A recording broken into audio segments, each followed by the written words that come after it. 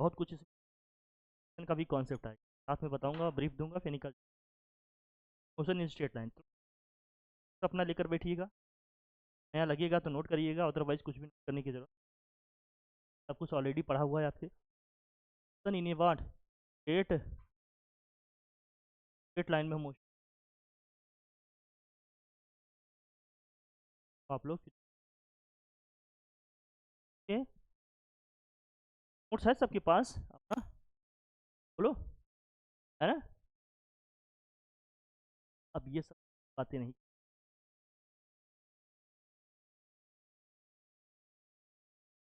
Position of a point, किसी point का अगर मुझे किसी भी पॉइंट का पोजीशन लिखना होगा तो किसी पॉइंट के रेफरेंस में लिखा जाएगा। कोई पॉइंट नहीं दिया है तो हमेशा ओरिजिन के रिस्पेक्ट में बात की जाए, तो ध्यान रखना। Position of a point vector form में कैसे लिखेंगे, क्या होता है इसको किसी भी पॉइंट का अगर मुझे पोजीशन लिखना होगा तो इसके लिए क्या होता है, to specify position of a point in a space we need a what reference point, origin जिसको हम कहते हैं, and a set of what axes. अगर हम 2D में बात करेंगे तो केवल एक्स एक्सिस वाई एक्सिस होगा, 3D में बात करेंगे तो एक्स वाई जेड तीनों एक्सिस होंगे। किसी पॉइंट का पोजीशन और लोकेशन लिखना होगा तो हम कैसे लिखेंगे, ये पढ़ा है पहले से, लेकिन थोड़ा सा ब्रीफ दे रहे हैं उसको समझ। अगर 3D है पिक्चर में क्या, जैसे ओरिजिन के रिस्पेक्ट में किसी पॉइंट का पोजीशन लिखना है, मान लीजिए कोई पॉइंट पी है, पॉइंट पी का कोऑर्डिनेट क्या है, ए कॉमा बी कॉमा क्या है सी, इसका जो पोजीशन वेक्टर होगा जिसको हम ओपी बोल रहे हैं, ये मान लीजिए आर वेक्टर, हाँ समझना, ये आर वेक्टर, हमें ओपी लिखना है, क्या लिखना है, ओपी वेक्टर। ओपी वेक्टर कैसे लिखोगे आप, OP vector is equal to क्या होगा, वेक्टर आर होगा, हम क्या लिखते हैं, ए आई कैप प्लस क्या होगा, बी जे कैप प्लस क्या लिखते हैं आप, सी। पहले कंपोनेंट के साथ क्या लगाएंगे, आई, दूसरे के साथ क्या लगाएंगे, जे, तीसरे के साथ क्या लगाएंगे, के। लेकिन ये हम ओरिजिन के रिस्पेक्ट में लिख रहे हैं, किसके रिस्पेक्ट में, ओरिजिन तो हमने लिख दिया ओपी, ओरिजिन के रिस्पेक्ट में लिखेंगे तो क्या लिखेंगे, ओपी, मतलब ओरिजिन हमारा इसमें क्या है, रेफरेंस पॉइंट, रेफरेंस पॉइंट हमारा क्या है यहाँ पर, ओरिजिन, इसको बोलेंगे position of point P, position of point what P का हमने पोजीशन लिखा, या position vector of point P लिखा।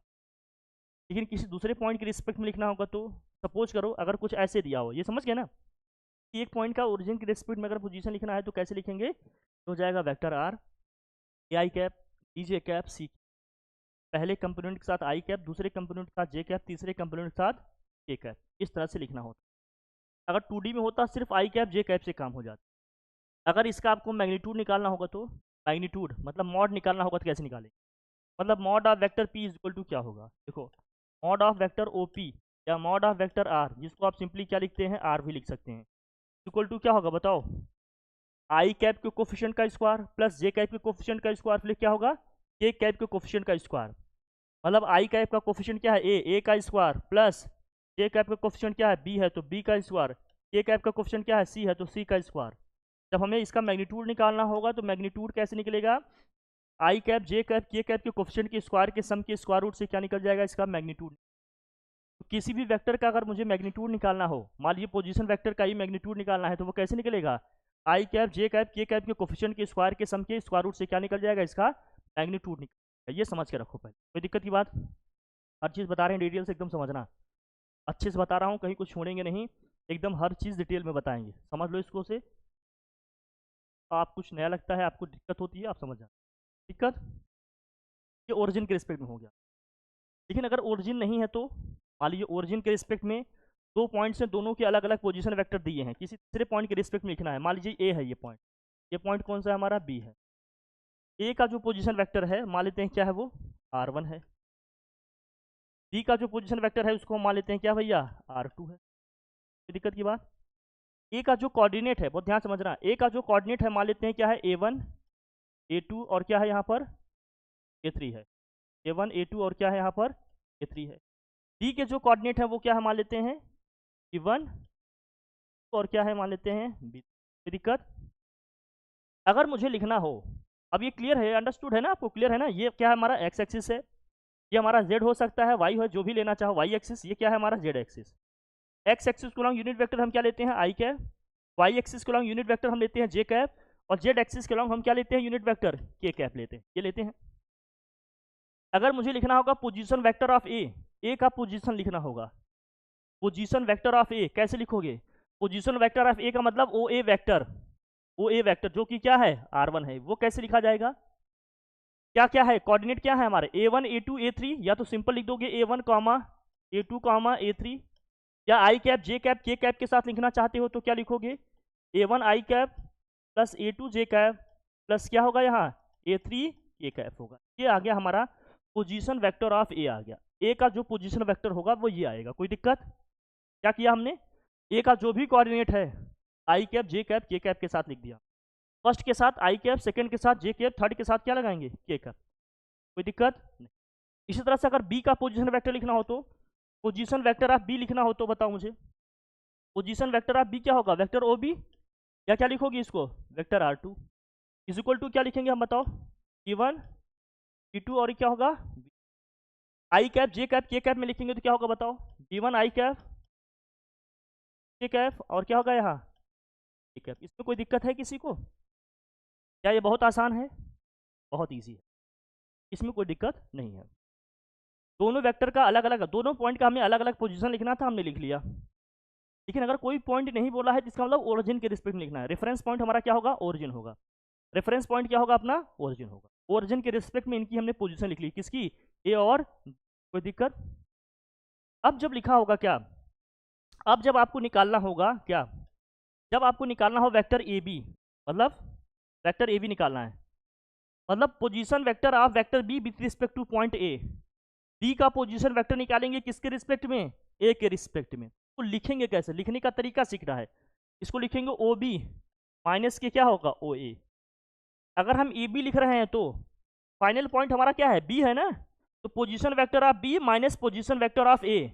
Position vector of B minus क्या होगा position vector of a. Position vector of B minus position vector of क्या a. Position vector of b कैसे लिखते हैं vector o b. Position vector of a कैसे लिखेंगे vector O ए। और O B है कितना R2 है, ओ ए है कितना R1 है।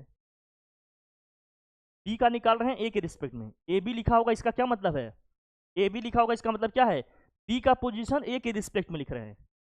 निकालेंगे कैसे इसको, बी का पोजीशन वेक्टर माइनस ए का पोजीशन वेक्टर। ठीक है भैया, ओ बी माइनस क्या हो गया ये ओ ए। ओ बी का पोजीशन वेक्टर क्या है R2 लिख दिया हमने, ओ ए का पोजीशन वेक्टर क्या है R1 तो हमने R1 लिख दिया। कोई दिक्कत? इसी को अगर शॉर्ट में लिखना चाहो तो इसको लिख सकते हो आप R12 और समराइज लिखेंगे तो क्या लिखेंगे R12। मतलब कहां से कहां जा रहे हैं 1 से 2 पे जा रहे हैं, 1 से कहां जा रहे हैं, तो ए बी का मतलब हम ए से बी पे पहुंच रहे हैं। ट्रायंगल लॉ लग सकता है लेकिन यहाँ बताएंगे, ट्रायंगल लॉ अगर पढ़ा है ना तो उन्हें वेक्टर बता दूंगा वहां से भी। इसको समझ, एक ही चीज़ को ना कई तरीके से समझा जा सकता है। अफसोस की बात है कि वो विजन हम डेवलप नहीं कर पा रहे हैं, यही हमें सीखना था। और जिस तरह से अब एग्ज़ाम का ट्रेंड चल रहा है ये चीज़ हमें करना पड़ेगा। मेरा यकीन करिए बहुत प्रॉब्लम है आज, और कोई नहीं करा सकता चाहे जो जितना बड़ा तीस मार। आपको खुद को जीनियस बनाना पड़ेगा, हर तरह से चीज़ों को लेकर इंटरप्रिटेट करना पड़ेगा। हर चीज़ को समझकर अपने एंगल से अपने तरीके से जब तक आपको एक्सप्लेन करना इंटरप्रिटेट करना नहीं आएगा तब तक आप ढंग से नहीं, ये समझो ये लेवल बनाओ। अब हो गया इसका मतलब R12। अब समझना बच्चा, हमें निकालना है क्या vector A B, vector A B मतलब ए से कहाँ पहुँच रहे हैं हम बी पे।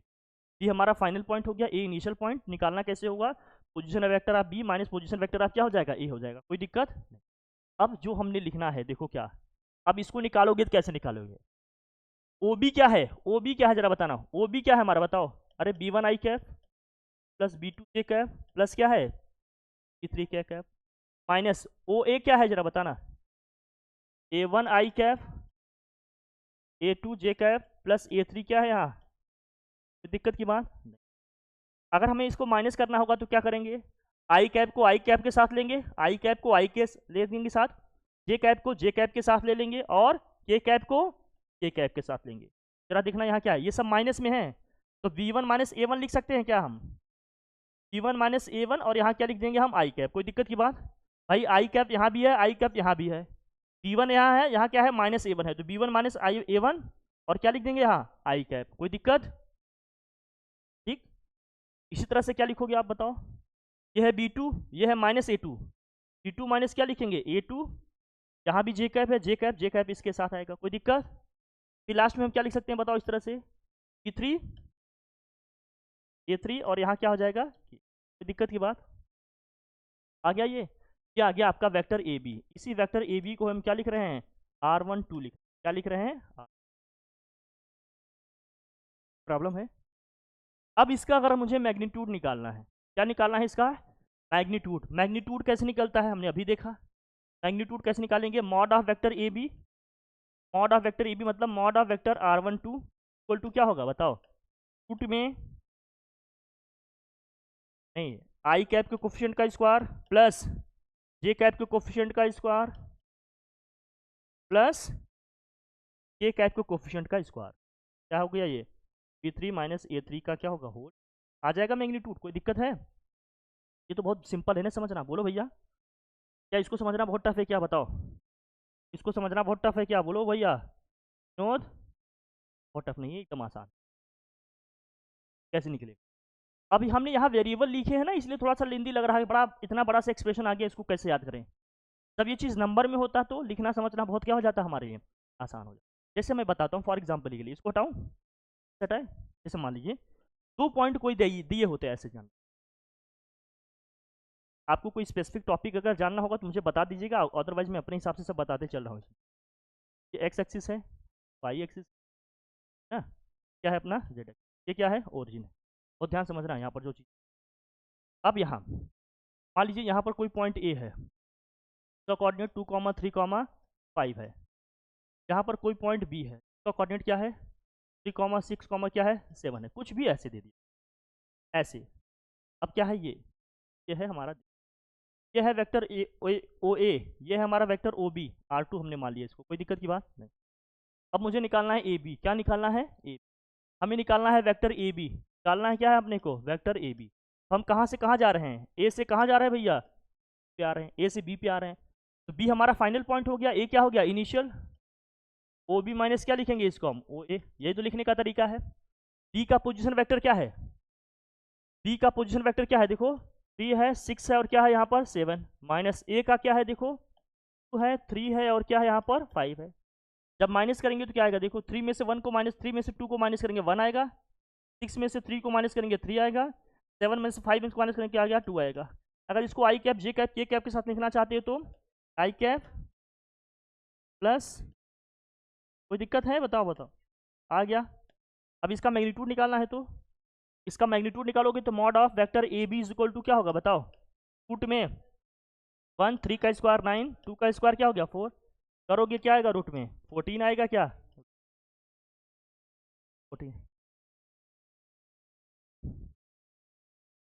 कोई दिक्कत आएगा ना यही चीज़। तो नंबर दिया रहेगा तो आ जाएगा, नंबर नहीं दिए हैं तो ही आपको, बाकी अगर ट्रायंगल लॉ से करना चाहते हो तो वहाँ से भी आता, देखो कैसे आता मैं बताता हूँ आपको। ट्रायंगल लॉ से हम जानते हैं जिनका 2 डायरेक्शन सेम है उनको साथ में ले लेंगे, किन 2 का डायरेक्शन आपको सेम दिख रहा है देखो, देखो यहाँ पर देखो किसका किसका सेम दिख रहा है, ये यहाँ पर एंड हो रहा है, ये यहाँ पर एंड हो रहा है, ये यहाँ से स्टार्ट हो रहा है, इन दोनों को साथ में ले सकते हैं कि नहीं। ट्रायंगल में हमने क्या पढ़ा, ट्रायंगल लॉ में क्या पढ़ा, तो एडिशन साइड से अगर हमने वेक्टर को रिप्रेजेंट किया है तो तीसरा साइड क्या करेगा उसके रिजल्टेंट को रिप्रेजेंट करेगा। तो दोनों के डायरेक्शन देखो सेम है, ये यहाँ पर एंड हो रहा है, ये यहाँ से स्टार्ट होकर यहाँ पहुँच रहा है, तो पहले वाले के टेल से दूसरे वाले के हेड को जो ज्वाइन करने वाली लाइन होती है वही इनका रिजल्टेंट होता है, यही तो पढ़े थे ना ट्रायंगल लॉ में। एक जहां पर एंड होगा दूसरा जहां से स्टार्ट होगा वो दोनों साथ में है, इसका मतलब ये वाले साथ में हैं।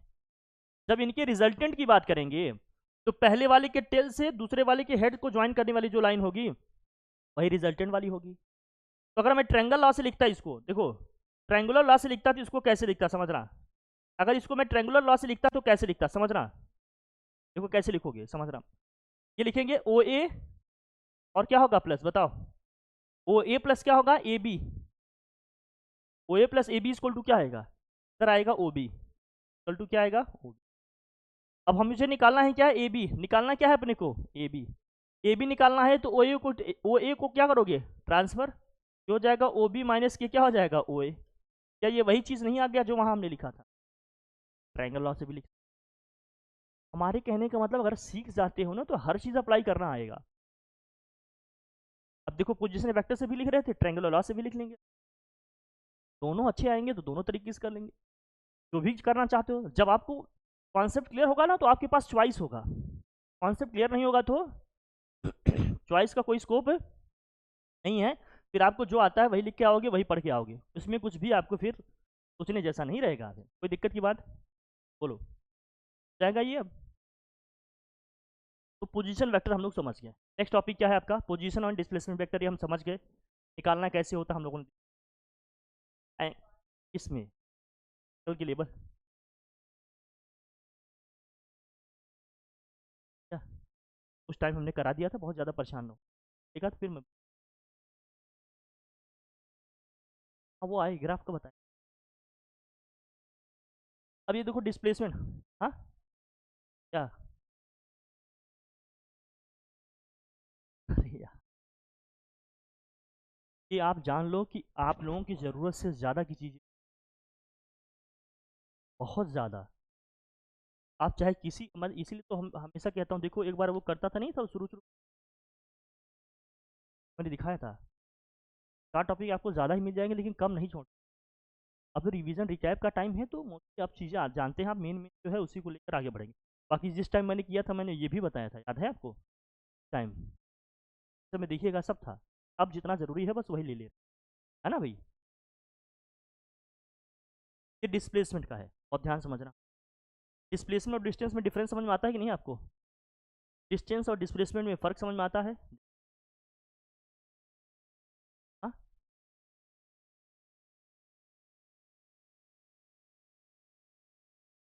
तो दोनों दो चीज़ें ना एकदम क्लियर रखना है। डिस्टेंस, दूसरा क्या है?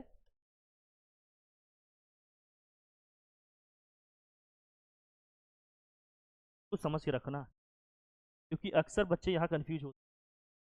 जहाँ कन्फ्यूजन का स्कोप है समझिए, वहीं आप गलती करोगे। अब ये समझना, डिस्टेंस का मतलब क्या है? टोटल लेंथ ऑफ पाथ है। टोटल लेंथ ऑफ क्या है? पाथ। पाथ चाहे जैसा भी हो, इससे कोई फर्क नहीं पड़ता, जिग जैग पाथ हो या जैसा भी पाथ हो, टोटल लेंथ ऑफ जो पाथ है वही हमारा क्या है? टोटल लेंथ ऑफ जो पाथ है वही हमारा क्या है? तो कोई दिक्कत क्या? देखो जैसे मैं इसको एक एग्जांपल समझाता हूँ तो बात समझ में आए। जैसे हम ए से निकले बी पे पहुँच गए, पॉइंट ए से मूव किए बी पे पहुँच, इसकी लेंथ मान लेते हैं कितनी है? 5 मीटर। डिस्टेंस हमारी कितनी आएगी? 5 मीटर ही आएगी, कोई दिक्कत नहीं। लेकिन हम ए से गए बी, फिर बी से क्या है, ये 2 मीटर नीचे गए, फिर मान लीजिए 3 मीटर इधर आए। ए से गए बी पे, ये लेंथ है कितनी हमारी? 5 मीटर। ये मान लेते हैं लेंथ हमारी कितनी है? 1 मीटर। सी पे पहुँचे, फिर सी से जा रहे हैं हम कहाँ? पॉइंट डी पे। सी से कहाँ जा रहे हैं? पॉइंट डी पे। सपोज करो ये 2 मीटर है या 3 मीटर जो भी मान लीजिए। अब मुझे अगर डिस्टेंस लिखना होगा तो हम क्या लिखेंगे? 5 मीटर ये, 1 मीटर ये, 2 मीटर ये, कितना होगा टोटल? 8 मीटर। टोटल हमारी जो डिस्टेंस होगी वो क्या हो जाएगी? 8। जो भी पाथ आप ले रहे हैं उस पाथ की जो टोटल लेंथ है वही हमारी क्या है? डिस्टेंस। वही हमारी क्या है? टोटल। अब बात को समझना, इन दोनों चीज़ों को बता रहा हूँ। फिर एक minute,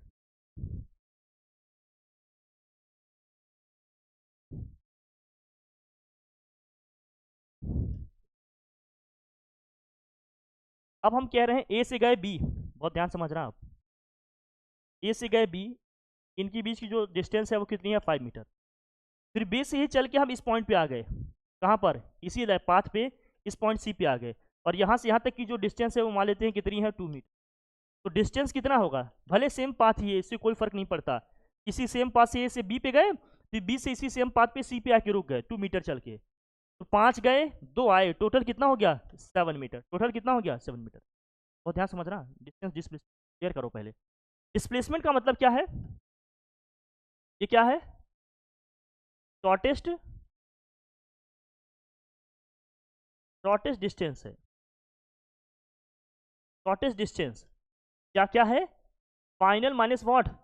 final position minus initial position से निकालते हैं इसको। Final position minus what? Initial position.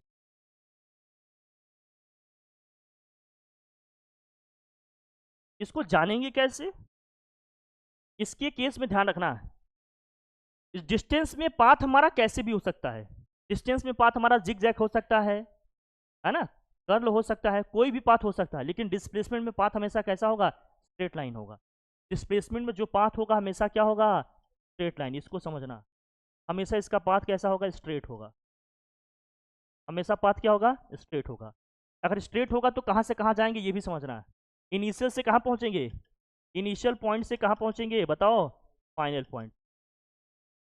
Initial से कहाँ पहुंचेंगे हम, फाइनल पॉइंट। कोई दिक्कत की बात? उस स्ट्रेट लाइन की पाथ की जो डिस्टेंस होगी वही हमारी क्या होगी, स्ट्रेट लाइन पाथ की जो हमारी लेंथ होगी वही हमारी क्या होगी, डिस्प्लेसमेंट, वही क्या होगी। और ध्यान समझना इस बात। अब देखो जैसे पहले वाला केस अगर मैं इसमें डिस्कस करता तो क्या इसमें डिस्प्लेसमेंट भी हमारा 5 ही आता।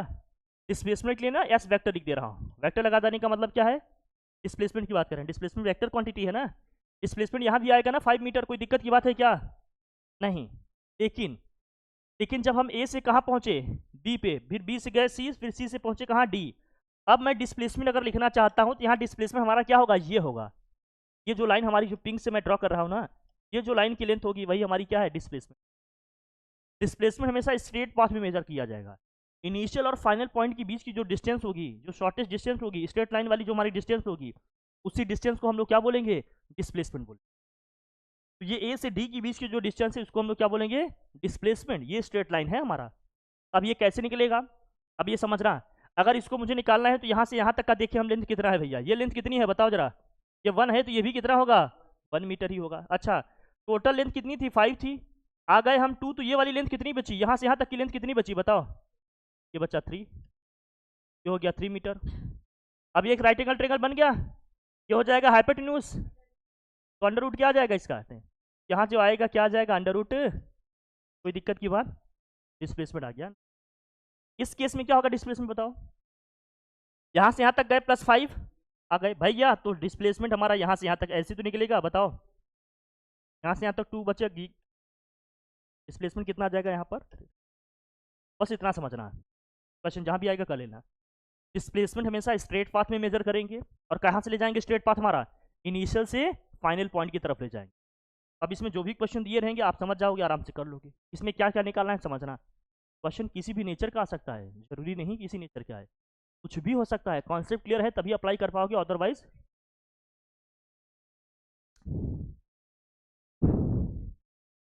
डिस्टेंस ही मैग्नीट्यूड, डिस्प्लेसमेंट का जो मैग्नीट्यूड है वही डिस्टेंस है, न्यूमेरिकल वैल्यूज की आती है वही हमारा डिस्प्ले।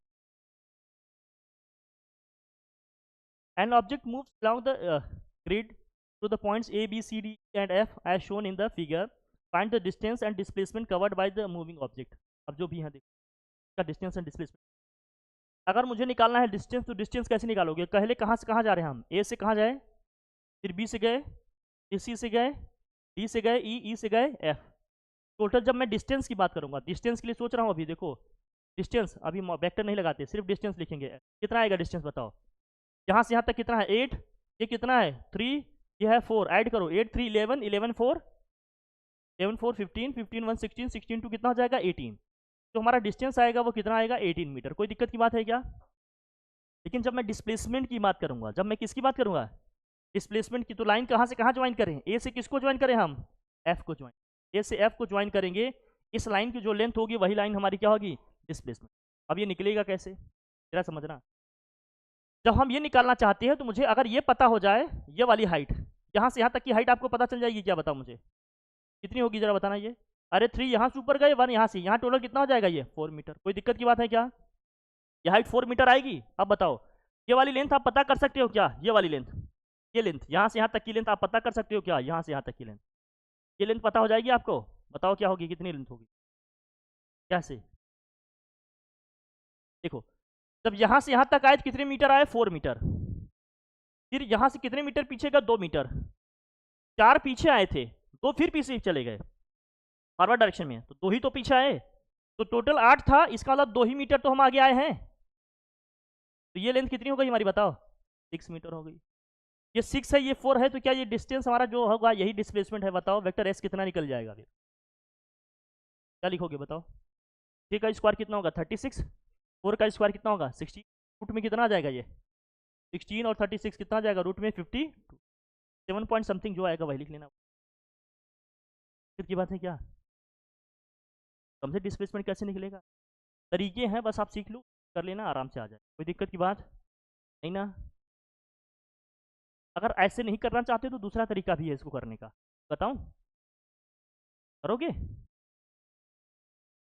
हाँ पक्का। देख लो, दूसरा तरीका था इससे भी आसान था, लेकिन वही है कि तो वही है ना कि अब एक जान लिए तो बस बस बस यही, मैं बार बार कह रहा हूँ कॉन्सेप्ट समझो। नहीं इतना ही है, इतना ही है, इतने पे काम नहीं करोगे, गधों वाला काम करोगे। अगर ए के बारे में कुछ नहीं लिखा गया है तो ए को क्या मान लो, ओरिजिन है। ए को हमने मान लिया क्या है, ये ओरिजिन का कोऑर्डिनेट क्या है, 0,0। इसका मतलब ये हमारी एक्स एक्सिस है और ऊपर हमारी कौन सी लाइन है, वाई एक्सिस है। क्लियर है ना। ये वाली लाइन आपकी कौन सी है, एक्स एक्सिस की है। चलो यहाँ जो लाइन होगी वो कौन सी होगी, हमारी वाई एक्सिस। बहुत समझना, अंडरस्टैंडिंग के लिए बता रहा हूँ। अच्छा, अब अगर मैं पॉइंट एफ पे हूँ भाई, अगर हम किसी पॉइंट को कोऑर्डिनेट लिखेंगे तो क्या लिखेंगे, एक्स कामा वाई कामा जेड, लेकिन यहाँ एक्स वाई एक्सिस की केवल बात कर रहे हैं तो दो ही पॉइंट हमारे पास मिलेंगे, एक एक्स का मिलेगा, एक किसका मिलेगा। बहुत ध्यान समझना जो बता रहा हूँ। अब यहाँ एक्स की वैल्यू कैसे निकालोगे, मतलब हमें ये निकालना है कि एक्स एक्सिस से इसकी डिस्टेंस कितनी है, यहाँ से यहाँ तक डिस्टेंस कितनी है, यहाँ से यहाँ तक की डिस्टेंस कितनी है बताओ भैया, 6 है ना। तो पहला वाला कोऑर्डिनेट इसका क्या आ जाएगा, 6। वाई के अलाउंग हम कितना गए हैं, 3 यहाँ गए हैं, 1 इधर गए, यहाँ कितना हो गया, 4। अब निकालना है डिस्टेंस बिटवीन 2 पॉइंट फार्मूला। क्या हम इस पॉइंट एफ का पोजीशन वेक्टर लिखते तो क्या लिखते बताओ, ए एफ लिखते कि नहीं। अरे पॉइंट ए है ना ये, ए एफ लिखते कि नहीं। ए एफ है कितना, ए एफ है कितना 6,4। या तो क्या लिख सकते हैं हम, 6i कैफ प्लस क्या हो जाएगा 4j कैफ। अब इसका जो मैग्नीट्यूड आएगा वही हमारा क्या है, इसका डिस्टेंस या डिस्प्लेसमेंट की जो वैल्यू है भैया। तो mod of A F equal to क्या होगा, mod of A F equal to क्या आएगा, रूट में 6 का स्क्वायर प्लस क्या होगा 4 का स्क्वायर। क्या ये वही नहीं आ गया जो हमने पीछे किया था बताओ। कोऑर्डिनेट सिस्टम से भी कर, वेक्टर का कॉन्सेप्ट लगा के भी आराम से कर सकते, समझ रहे हो। हम कह रहे हैं हर तरीके से सीखने पे ज़्यादा फोकस करिए, किसी का पढ़ाया कहीं नहीं आएगा। जो आप सीखोगे, जो अप्लाई करना जानोगे, उसी से सब चीज़ बनेगा आपसे। अब इस भ्रम में मत रहना, मैं लगातार आपको वार्न कर रहा हूँ, लास्ट ईयर तक मैं सबको ही वार्न करता रह गया, अभी भी कर रहा हूँ, आगे भी करूँगा। तो इतने समझ जाएंगे ठीक है, जो नहीं समझेंगे वो ठोकर खाने के बाद समझ जाएंगे। समझना तो पड़ेगा ही, चाहे ठोकर से पहले चाहे ठोकर के। अब आ जाओ आगे, स्पीड पढ़ते हैं हम लोग। व्हाट इज स्पीड, स्पीड क्या होता है भैया, डिस्टेंस अपॉन टाइम।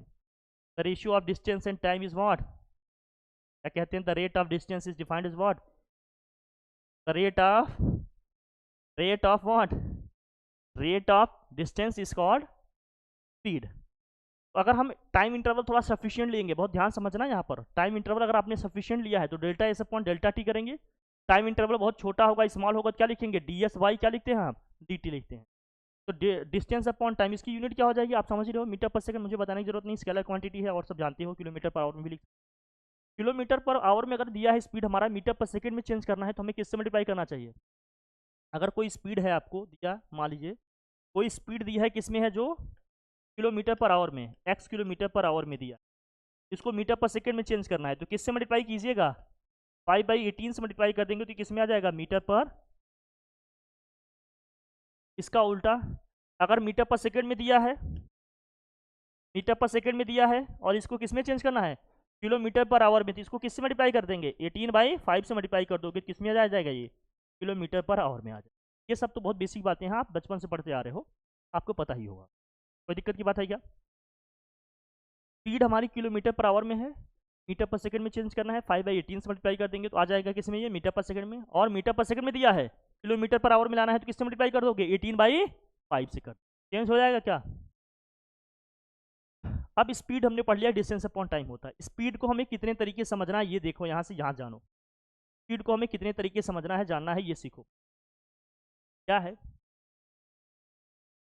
स्पीड को हम किसके बेसिस पे समझना चाहते हैं, टाइम की बेसिस पे। टाइम की बेसिस पे अगर स्पीड को आप जानना चाहते हैं तो स्पीड के दो टाइप हैं, पहला क्या है आपका, एक एवरेज स्पीड, एक है आपकी एवरेज स्पीड, दूसरा क्या है आपका, इंस्टेंटेनियस स्पीड। अगर स्पीड को आप डिस्टेंस स्पेस के बेसिस पे समझना चाहते हैं तो यहाँ भी कितने टाइप हैं इसके, दो टाइप हैं, एक क्या है यूनिफॉर्म स्पीड, दूसरा क्या है नॉन यूनिफॉर्म स्पीड। मैं बता रहा हूँ ध्यान से देखना, अगर टाइम की रिस्पेक्ट में स्पीड को पढ़ना चाहते हैं तो स्पीड दो टाइप का, कौन कौन सा है, एक एवरेज स्पीड, एक क्या है इंस्टेंटेनियस स्पीड।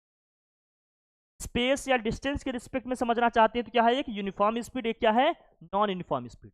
बहुत ध्यान समझना बस आएंगे फिर नहीं। एवरेज स्पीड का मतलब जब टाइम इंटरवल बहुत क्या हो, मेजरेबल हो, ज़्यादा हो, टाइम इंटरवल मेजरेबल हो, सफिशियंट हो, तब हम कहेंगे कौन सी स्पीड है ये, एवरेज। इंस्टेंटेनियस स्पीड का मतलब किसी पर्टिकुलर मोमेंट पे, किसी पर्टिकुलर मोमेंट पे जब टाइम इंटरवल क्या हो जाए, एकदम जीरो हो जाए, किसी पर्टिकुलर मोमेंट पे क्या स्पीड है, उस स्पीड को हम लोग क्या बोलते हैं, इंस्टेंटेनियस स्पीड। यूनिफॉर्म स्पीड का मतलब इक्वल टाइम इंटरवल में इक्वल डिस्टेंस कवर होगा। नॉन यूनिफॉर्म स्पीड का मतलब इक्वल टाइम इंटरवल में डिफरेंट या अनइक्वल डिस्टेंसेस क्या होंगे, हमारे कवर होंगे। यही सारी चीजें यहाँ पर आपको बताई गई। जैसे एवरेज स्पीड का मतलब क्या है, एवरेज स्पीड किसके रिस्पेक्ट में देख रहे हैं हम, टाइम के रिस्पेक्ट में। तो क्या होगा, टोटल डिस्टेंस अपॉन क्या होगा, total time, total distance upon क्या होता है, टोटल टाइम इंटरवल, यही हमारा क्या होता है, एवरेज स्पीड। तो एवरेज स्पीड का मतलब क्या है, टोटल डिस्टेंस अपॉन क्या है, total time taken in the journey, या इन द जो भी आपने किया है, जो भी लगे, तो क्या बोलते हैं हम, एवरेज स्पीड। इंस्टेंटेनियस स्पीड का मतलब किसी पर्टिकुलर मोमेंट पे उसकी स्पीड क्या है, जब delta T tends to zero हो जाए, टाइम इंटरवल जीरो हो जाए, किसी पर्टिकुलर मोमेंट पे जब स्पीड निकालना होगा तो क्या निकालेंगे, डीएस बाई डी से निकालेंगे। किससे निकालेंगे, डीएस बाई, इंस्टेंटेनियस स्पीड में क्या आता है, डीएस बाई डी, बहुत ध्यान रखना। इंस्टेंटेनियस स्पीड का मतलब क्या हो गया, डीएस बाई, और एवरेज स्पीड का मतलब क्या हो गया, टोटल डिस्टेंस कवर्ड अपॉन क्या है, टोटल टाइम। मैं इसको एग्जांपल समझाता हूँ आप, तब आपको समझ में आएंगे, कहेंगे सर ऐसे ही चल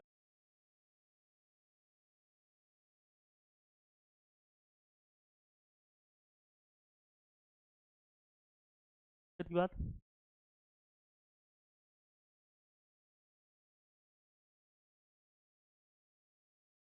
एवरेज और इंस्टेंटेनियस का मतलब समझ लो, मैं क्लियर कर दे रहा हूँ, कहीं कंफ्यूजन का स्कोप नहीं रखिएगा। यही सब मेन है, ये सब में क्वेश्चन में फंस जाते हैं। एक एग्जांपल्स, इसको एग्जांपल दिया हो तो ठीक है, अदरवाइज मैं आपको बताता हूँ, जरूर दिया होगा, बता दे रहा हूँ। एक क्वेश्चन है, मान लीजिए एक पोजीशन वेक्टर दिया है आपको, एक पोजीशन दिया है, पोजीशन क्या दिया है आपको, सपोज करिए दिया है 2t² प्लस 4t प्लस 3 दिया है, कितने मीटर दिया है, और time t is equal to from 0 to 6 second में आपको क्या निकालना है, एवरेज स्पीड निकालना है। एवरेज स्पीड कितने, वी बार बनाते हैं या ऐसे लिखते हैं, एवरेज स्पीड। एवरेज स्पीड का सिंबल ये है, वी के ऊपर बार बना देंगे या इस तरह से ब्रैकेट बना के, तब ये एवरेज स्पीड निकल। फिर हम निकालना है instantaneous speed, instantaneous, instantaneous speed, दोनों निकालनी है स्पीड आप। लेकिन इंस्टेंटेनियस स्पीड जब निकालेंगे किसी पर्टिकुलर मोमेंट पे निकालेंगे। तो मान लीजिए at T equal to 3 second पे आपसे पूछा जा रहा है कि 3 सेकंड पे इसकी क्या स्पीड है, मुझे बताओ। तीसरे सेकंड पे मतलब थर्ड सेकंड पे इसकी स्पीड क्या है, बताओ एग्जैक्टली क्या स्पीड रहे।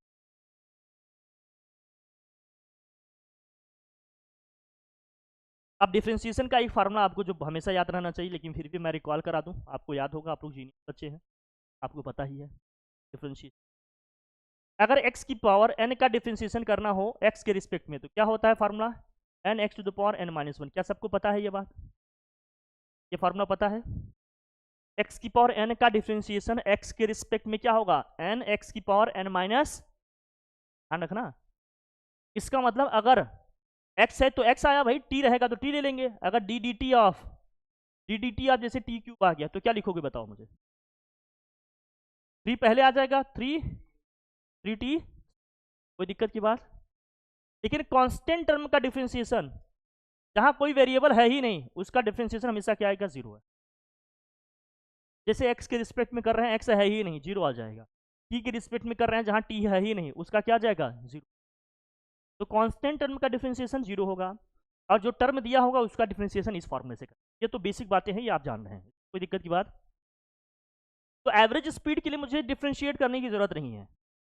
हमें कहां से कहां तक निकालना है, 0 से लेकर कहां तक, 6 सेकंड के बीच में निकालना है इसकी। तो टोटल हम डिस्टेंस निकाल लें, पहले तो हम निकाल लेते हैं भैया कि 6 सेकंड में इसकी डिस्टेंस कितनी होगी। r6 निकाल लेते हैं, या r0 to 6 जो हमारा डिस्टेंस है 0 से लेकर 6 तक में कितना आएगा, ये देखना है। ये कैसे जानोगे, पहले इसको 0 पे निकाल लेंगे, फिर किस पे निकालेंगे हम इसको, 0 पे निकालो। r0 कितना है बताओ, r0 कितना आएगा, r0 कितना आएगा भाई, जहां जहां t है वहां क्या रखोगे, 0, तो 3 आएगा ना बेटा, 3 आएगा। r6 निकालेंगे तो जहाँ जहाँ टी है वहाँ क्या रखोगे 6, तो 2 इंटू क्या हो जाएगा 6 का स्क्वायर प्लस 4 इंटू क्या हो जाएगा 6 प्लस 3, इसको सॉल्व करो कितना आया, अरे 6 का स्क्वायर 36, 36 टू जा कितना हो गया 72, 72 प्लस 24 96, 96 और 3 कितना हो गया 90, कितना आ जाएगा ये, कितना आ गया ये 90। अब r 0 to 6 मुझे निकालना है, तो हम इसको कैसे लिखेंगे, r 6 माइनस किससे लिखेंगे r 0, r 6 है कितना बताओ मुझे 99, r 0 है कितना 3, डिफरेंस लेंगे कितना आ जाएगा 90, कोई दिक्कत की बात। अब मुझे निकालना है एवरेज स्पीड। एवरेज स्पीड क्या होता है, टोटल डिस्टेंस अपॉन क्या होता है टोटल टाइम, अपॉन होता है टोटल टाइम। टोटल डिस्टेंस कितना आया जरा मुझे बताओ, टोटल डिस्टेंस आया कितना, अरे 96 आया क्या, यह है 96। टोटल टाइम है कितना 6 ही तो है ना, अरे 6 माइनस 0 करो क्या आएगा 6 ही तो आएगा।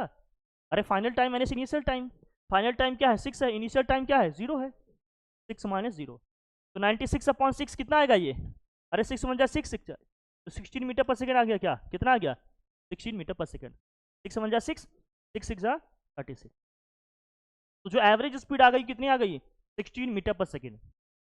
इंस्टेंटेनियस स्पीड के लिए हमें क्या करना पड़ेगा, डिफ्रेंशिएट करना पड़ेगा, क्या करना पड़ेगा डिफ्रेंशिएट। जो एस दिया है इसमें देखो क्या क्या दिया है पहले समझना, या आर जो दिया है हमारा, आर इक्वल टू क्या दिया है यहाँ पर 2t स्क्वायर प्लस क्या है यहाँ 4t प्लस क्या है यहाँ पर 3, आर डॉट, या इसका मतलब क्या है D R by D T, यही हमारी क्या होती है इंस्टेंटेनियस वेलोसिटी, यही क्या होती है हमारी इंस्टेंटेनियस। मतलब इसको हम कर रहे हैं डिफ्रेंशिएट, इसको क्या कर रहे हैं किसके रिस्पेक्ट में, टाइम टी के रिस्पेक्ट में, तो हो जाएगा 2t स्क्वायर प्लस क्या हो गया 4t प्लस क्या आएगा यहाँ 3 आएगा, तो ध्यान समझना। अब इस टर्म को अलग डिफ्रेंशिएट करेंगे, इसको भी करेंगे इसको भी करेंगे, तीनों का अलग अलग क्या करेंगे डिफ्रेंशिएशन करेंगे, क्या करेंगे, तो D D T of 2t square plus D D T of 4t plus D D T of, कोई दिक्कत की बात, तो इसका जो कोफिशिएंट है पहले आ जाएगा 2, और यहाँ क्या होगा टी स्क्वायर का डिफरेंशिएशन क्या होगा बताओ, नहीं नहीं टी स्क्वायर का डिफरेंशिएशन क्या होगा 2t होगा ना, अरे टी स्क्वायर का देखो ना, टी स्क्वायर का डिफरेंशिएशन क्या होगा, पावर पहले आएगा और पावर में एक माइनस करके लिखना होता है 2 माइनस 1, देखो 2t ही तो आएगा, बताइए वो 2 ये कोफिशिएंट वाला 2 है, कोफिशिएंट था ना इसका।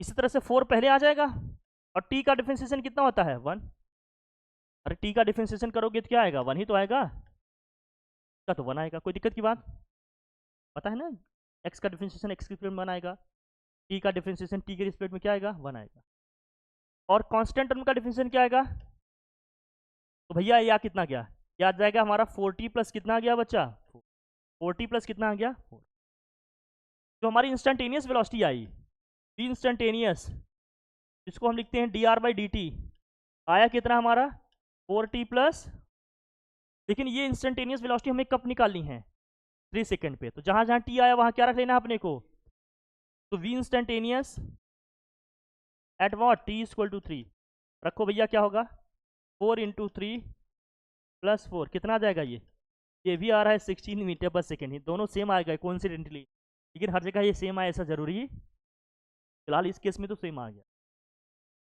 लेकिन हर जगह सेम आया ऐसा जरूरी, तो थर्ड सेकेंड पे की स्पीड कितनी रही होगी 16 मीटर पर सेकेंड। ये दो स्पीड है, दोनों को कैसे निकालना है इसकी जर्नी समझ, एवरेज कैसे निकलेगा इंस्टेंटेनियस कैसे निकलेगा, आया कि नहीं आया, आ गया पक्का, मूव करें हम लोग, कोई दिक्कत, बस बाकी आप लोग जान। फिर डिस्टेंस के बेसिस पे यूनिफॉर्म स्पीड, यूनिफॉर्म स्पीड का मतलब क्या है, इक्वल टाइम इंटरवल में इक्वल डिस्टेंसेस कवर हो रहे हैं, जरा देखना ना 100 सेकेंड में 400 मीटर, फिर अगले 100 सेकेंड में भी 400 मीटर, फिर अगले 100 सेकेंड में 400 मीटर, इक्वल टाइम इंटरवल में जब इक्वल डिस्टेंस कवर हो तो ऐसी स्पीड को हम लोग क्या बोलेंगे uniform speed. Non uniform speed का मतलब क्या है, टाइम इंटरवल तो इक्वल है लेकिन डिस्टेंसेस क्या होंगे डिफरेंट डिफरेंट, देखो 100 सेकेंड का डिफरेंस है 300 मीटर, यहाँ भी 100 सेकेंड का डिफरेंस है लेकिन डिस्टेंस कितना है 500 मीटर, यहाँ भी 100 सेकेंड का डिफरेंस है लेकिन डिस्टेंस कितना है 800 मीटर। यहाँ भी 100 सेकेंड का डिफरेंस है लेकिन डिस्टेंस कितना है 600 मीटर। टाइम इंटरवल तो सेम है, इक्वल है, लेकिन डिस्टेंस क्या है अनइक्वल है, डिफरेंट डिफरेंट है। तो ऐसी स्पीड को हम लोग क्या बोलेंगे नॉन यूनिफॉर्म स्पीड। कोई दिक्कत की बात समझ रहे हो ना। तो इक्वल टाइम इंटरवल में जब डिफरेंट डिफरेंट डिस्टेंस कवर होंगी तो नॉन यूनिफॉर्म होगा, इक्वल टाइम इंटरवल में इक्वल डिस्टेंसेस कवर होंगी तो यूनिफॉर्म स्पीड हो। कोई दिक्कत की बात, ये आसान है। फिर वही क्वेश्चन देखो इस तरह से दिया है, चीज़ें कैसे करना है आपको, दिक्कत की बात। बाकी जो हमने बता दिया वो निकालना। फिर वेलोसिटी का इसी तरह से हा? क्या बता दिया,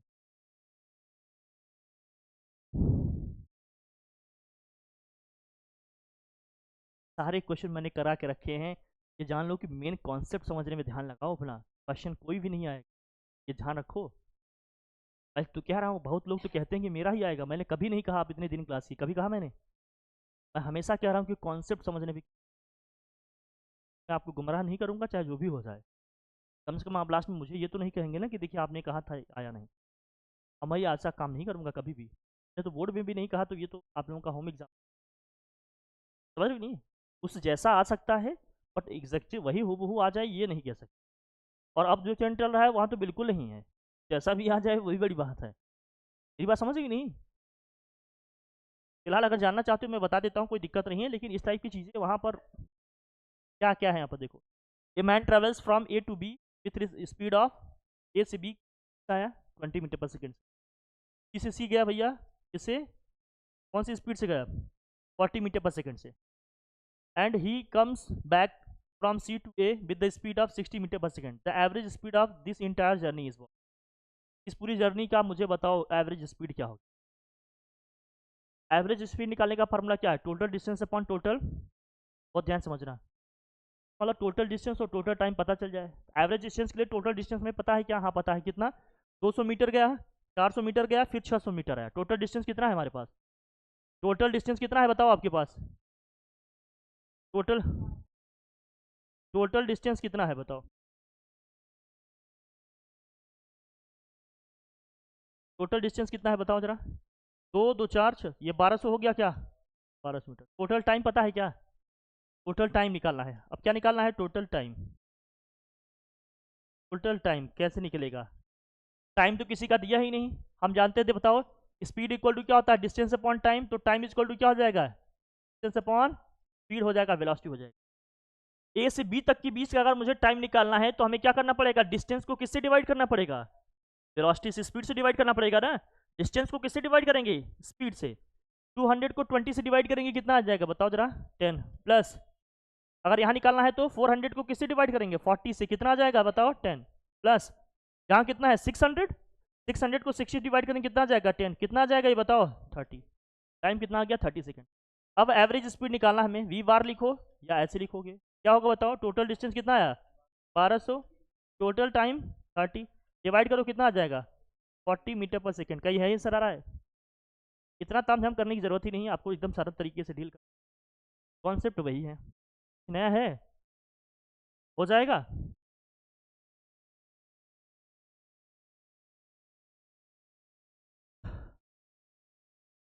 वेलोसिटी, वेलोसिटी,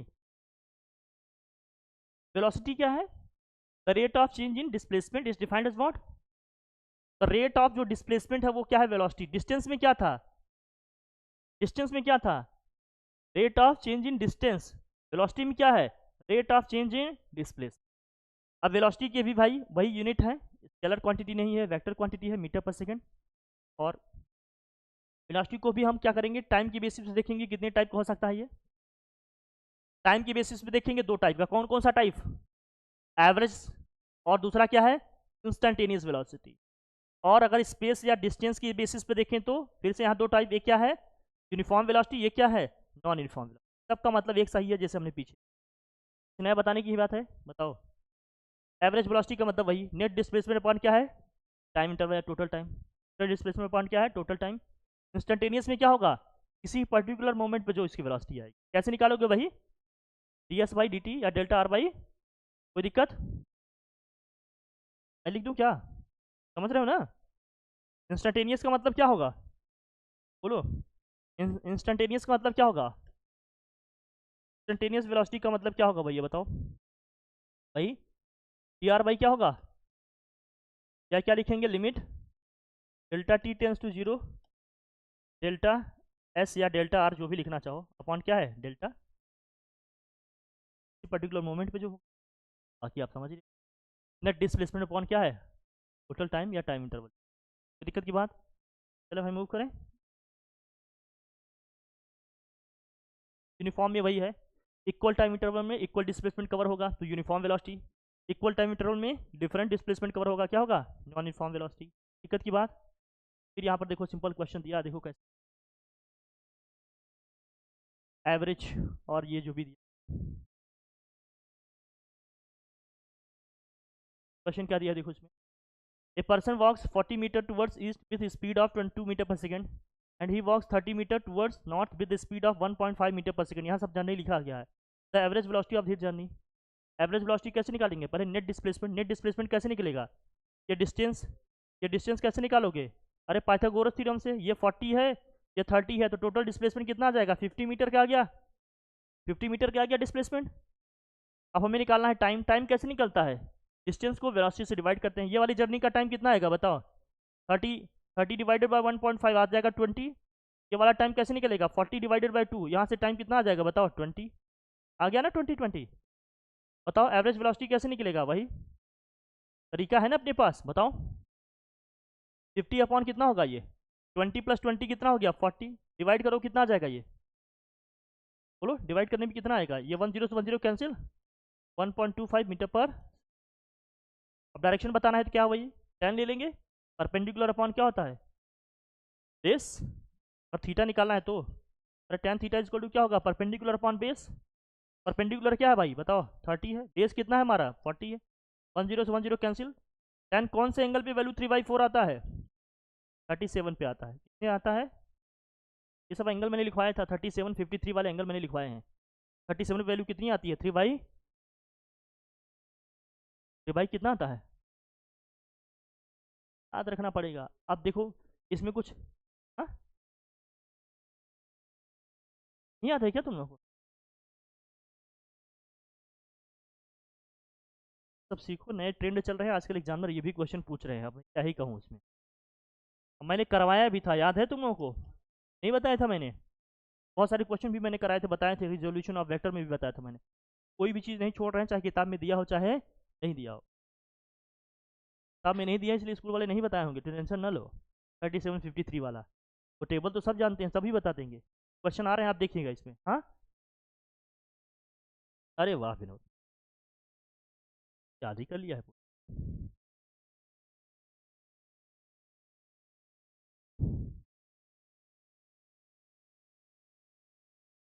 बात दो पॉइंट।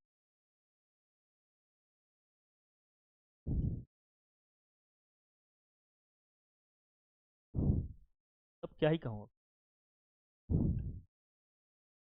ये राइट एंगल ट्रेंगल है। एक एंगल तो 90 हो गया भैया। 3 4 5 से राइट एंगल ट्रेंगल बनता है कि नहीं बताओ? अरे 3 4 5 से राइट एंगल ट्रेंगल बनता है, बोलो।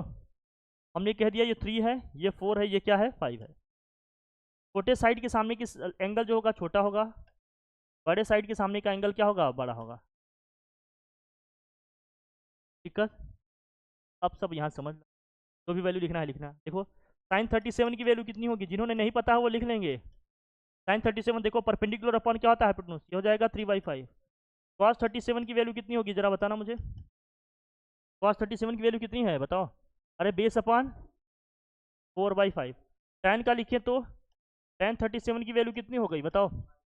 अरे परपेंडिकुलर अपॉन बेस 3 कितना होगा? 4। यही है ना? फिर यहाँ से देखो, अगर मान लेते इस साइड की लेंथ कितनी है? 4 है। इस साइड की लेंथ कितनी है? 3 है। समझ लेना ना अच्छे से। तो भाई ऑब्वियस सी बात है, ये वाला एंगल कितने डिग्री का होगा? 37 का। ये कितना होगा? 53 डिग्री। कोई दिक्कत की बात? अब लिखो यहाँ से sin 53 की वैल्यू कितनी हो गई? ये तो 5 ही होगा। sin 53 डिग्री की वैल्यू कितनी हो गई? 4/5। और cos 53 डिग्री की वैल्यू कितनी हो गई? 3/5। tan 53 की वैल्यू कितनी हो जाएगी? 4/3 हो जाएगी। जिन्होंने नहीं पता है वो लिख लें, सबका मतलब। है बेटा?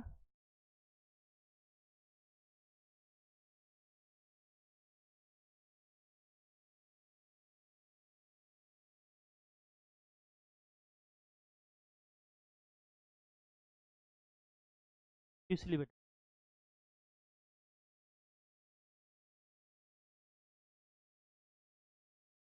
एक मैसेज कर सकते हो, नहीं कर सकते? एक मैसेज कर सकते हो।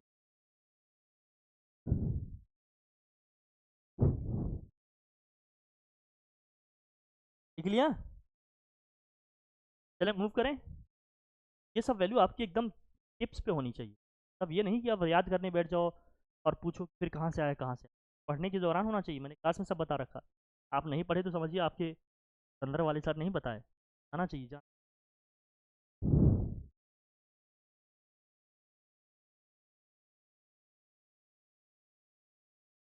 हटाओ टाइम से क्या सब, तेज आते तेज करिए।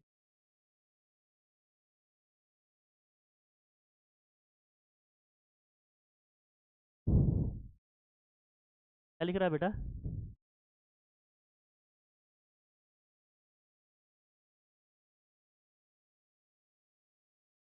राजकुमार,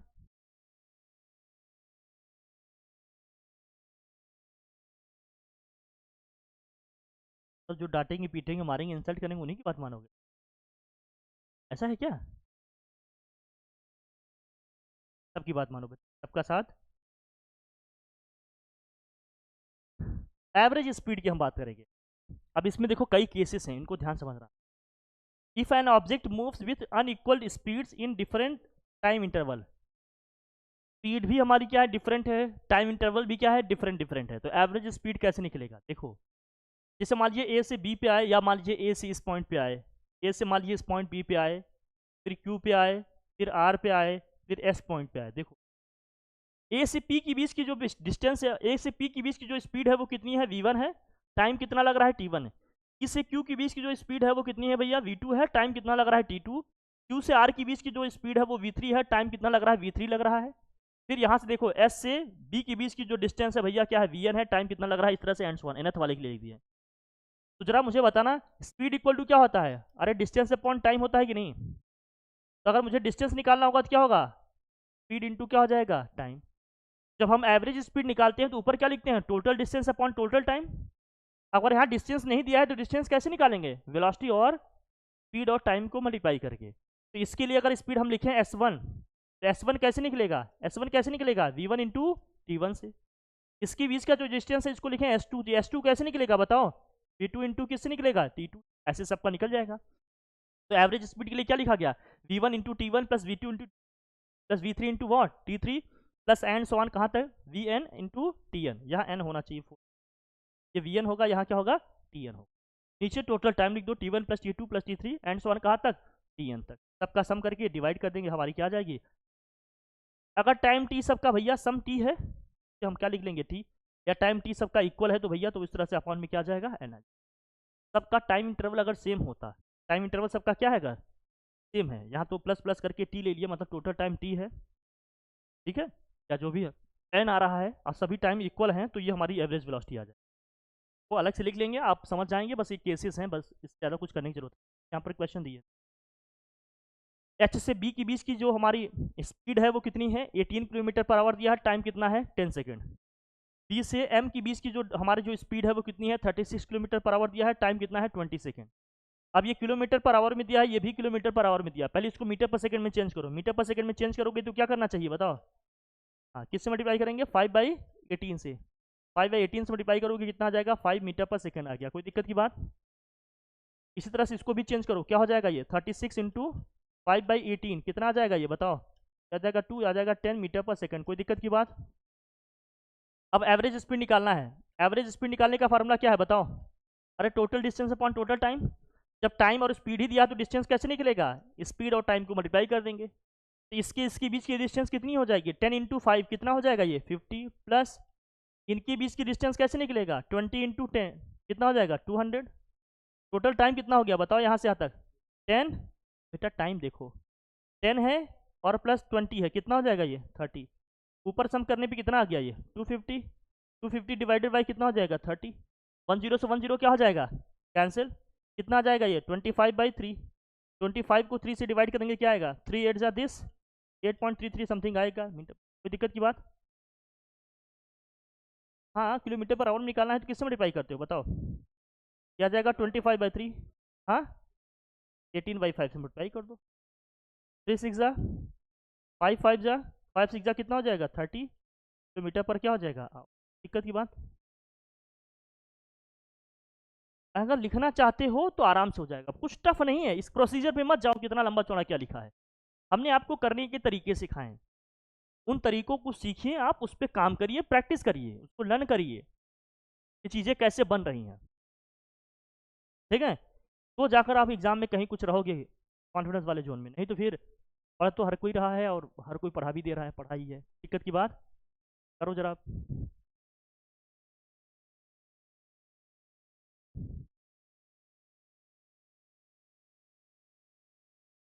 ठीक है डन है ना भैया। अब इसमें दिया है क्या केस 2 में, if an object covers unequal distance with different speeds, unequal distances को कवर कर रहा है डिफरेंट डिफरेंट स्पीड से, हमें निकालना है क्या है एवरेज। इसमें तो डायरेक्ट ही लग जाएगा, डायरेक्ट कैसे निकालोगे भाई, टोटल डिस्टेंस अपन क्या होता है, हाँ अब यहाँ केवल स्पीड और डिस्टेंस दिया है, टाइम दिया ही नहीं, टाइम कैसे निकलेगा फिर, स्पीड और डिस्टेंस ही दिया है, टाइम दिया ही नहीं। टी इक्वल टू क्या होता है एस अपॉन टी, तो टी इक्वल टू क्या हो जाएगा बताओ एस अपॉन वी। तो टाइम निकालने के लिए क्या करेंगे, डिस्टेंस को हम स्पीड से डिवाइड कर देंगे, इसी से निकालेंगे ना हम लोग, बस बिल्कुल।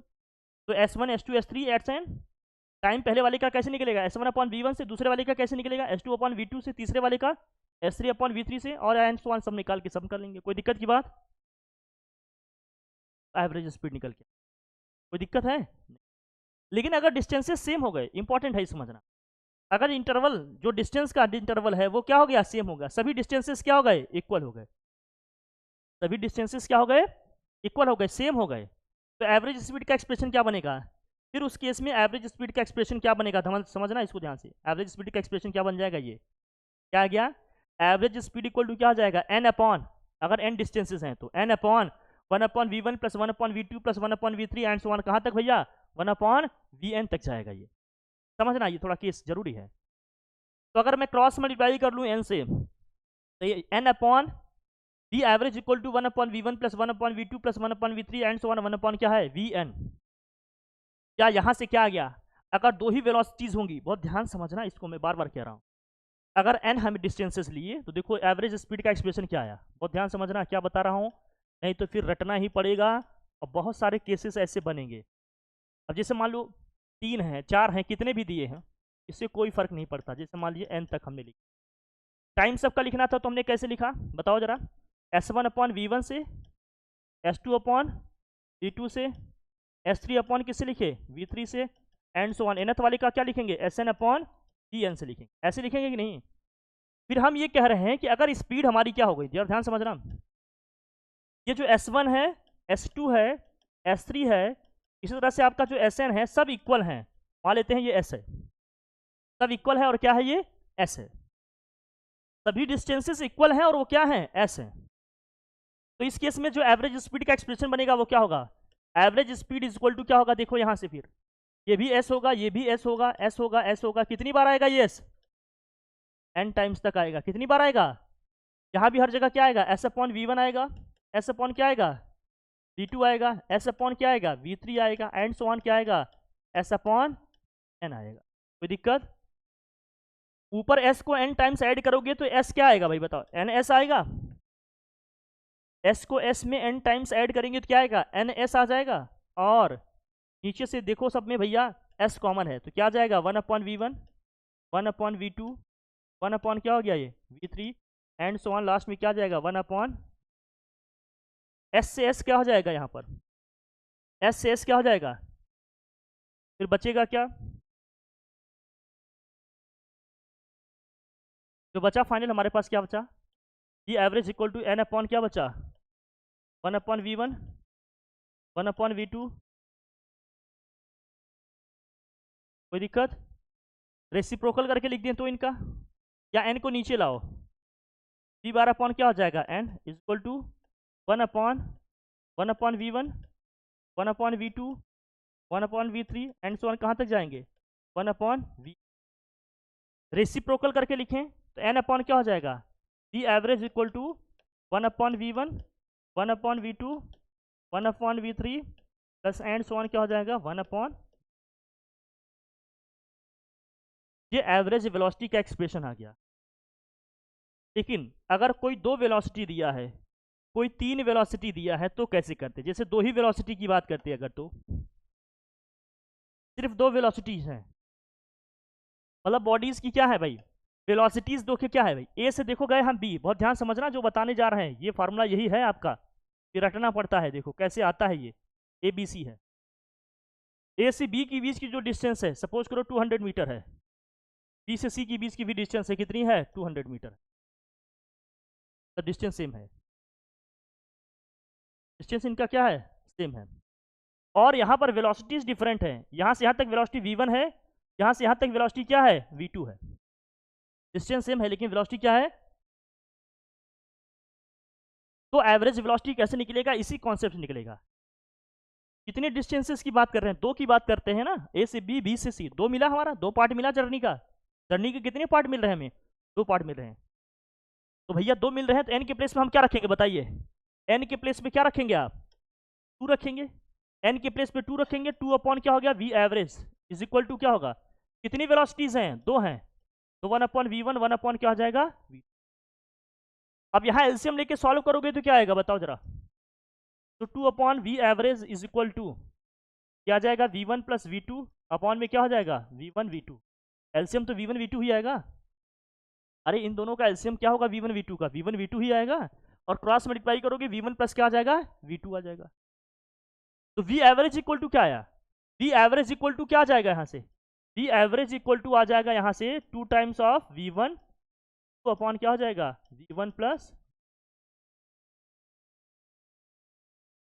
तो 2 पार्ट है अगर जर्नी का, दोनों की वेलोसिटीज क्या है, डिफरेंट है, लेकिन डिस्टेंस क्या है, सेम है। तो एवरेज वेलोसिटी का फार्मूला क्या आएगा, 2 times of v1 v2 upon v1 plus 3 होता तो वहाँ 3 आता, 1 upon v1 plus 1 upon v2 plus 1 upon क्या होता, 3 होता। ये पैटर्न बता रहे हैं आप। क्वेश्चन कुछ भी हो सकता है, 3 हो सकते हैं, 4 वेलोसिटी हो सकता है, 2 हो सकता है, कुछ भी हो सकता है। लिखने के तरीके और फॉर्मेट सीखो, वो मेन है, वो important.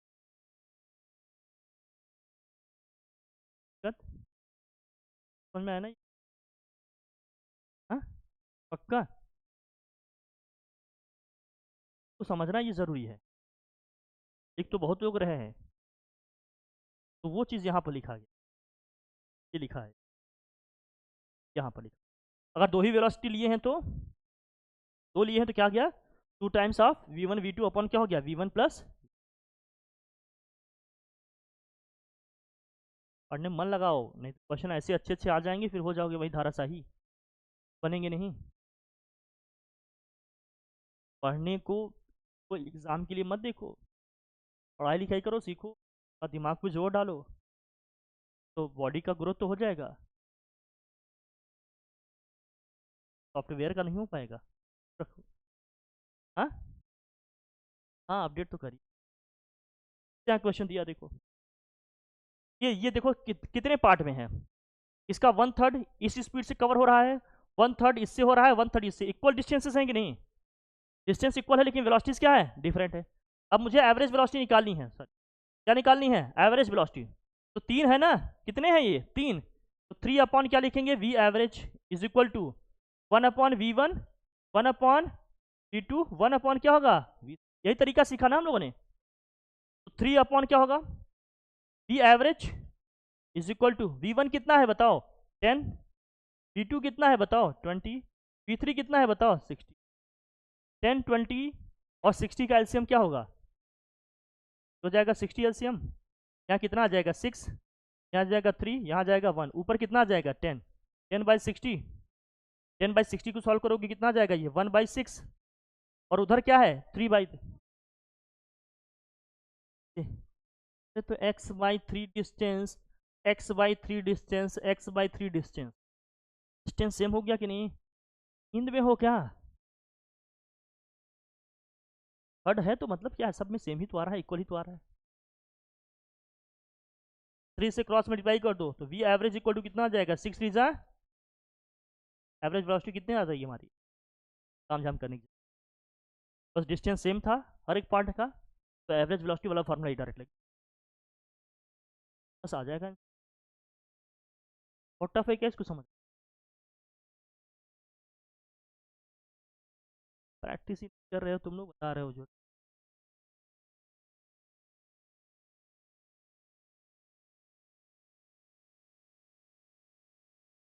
Average velocity, average velocity निकालने का फार्मूला क्या है देखो, नेट डिस्प्लेसमेंट अपॉन क्या है? Total time. या दूसरा क्या है? एवरेज वेलोसिटी निकालने का फार्मूला याद कर, जान रहे, तुम भी जान रहे हो।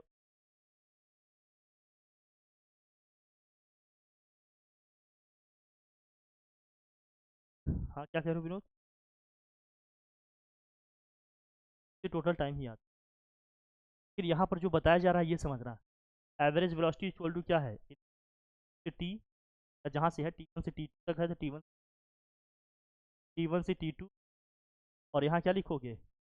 आर टी या जो भी है, सर आर या एस जो भी दिया है, टी अपॉन में क्या होता है भैया?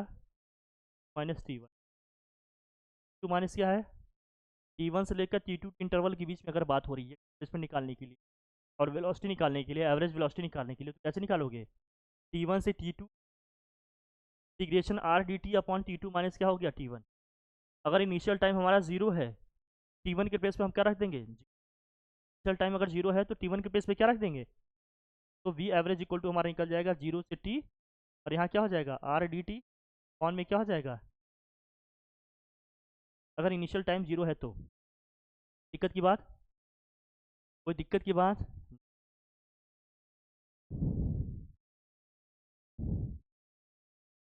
अगर वेलोसिटी दिया है तो फिर magnitude of average velocity is what? सही है, तो भी होगा, यहाँ से भी निकाल। वेलोसिटी का एक्सप्रेशन दिया है तो एवरेज वेलोसिटी कैसे निकलेगा? एवरेज वेलोसिटी इक्वल टू क्या होगा? इंटीग्रेशन 0 से T डी टी अपॉन में क्या होगा? T minus zero. वेलोसिटी दिया है तो वेलोसिटी से निकालेंगे, डिस्प्लेसमेंट दिया है तो डिस्प्लेसमेंट से। सब लिखा, मैं इसको हटवा दूंगा लेकिन फिर दोबारा करा दे रहा हूँ, क्वेश्चन अभी बता देता हूँ इसमें जो एक क्वेश्चन दिया देखो, x इक्वल टू क्या दिया है? x हमारा डिस्टेंस है, डिस्प्लेसमेंट क्या दिया है इसमें? Position of the particle changes as x equal to 2t² plus 3t+4 metre, find the magnitude of the following. Time t equal to 5 second पे, वेलोसिटी एट कितने time t equal to 5 second पे, और average velocity in first 5 second. देखो 5 second पे, 5 second में average velocity निकालना है, 5 second पे इसकी वेलोसिटी क्या है ये भी बतानी है। तो कैसे निकालोगे? इंस्टेंटेनियस वेलोसिटी की बात कर रहा है वो, क्या निकालोगे? dx/dt। पहले dx/dt निकालो, क्या आएगा? dx/dt क्या आएगा? मतलब वी इंस्टेंटेनियस क्या हो जाएगा बताओ, डिफ्रेंशिएट करो। 4t प्लस क्या हो जाएगा ये 3। कितने टाइम पे कह रहा है वो? 5 पे कह रहा है ना, तो 5 रखने यहाँ होगा। तो वी इंस्टेंटेनियस एट वाट?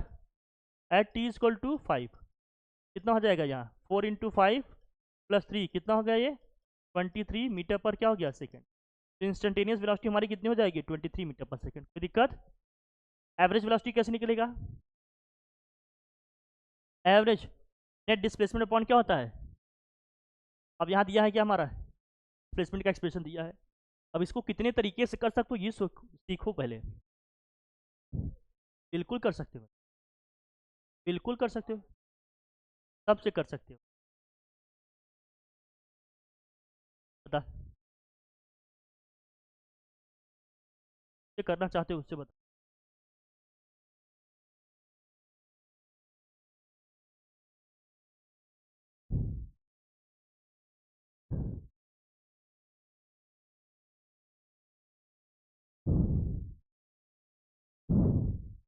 कौन सा डे है?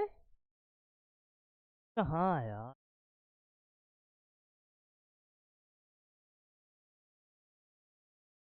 हाँ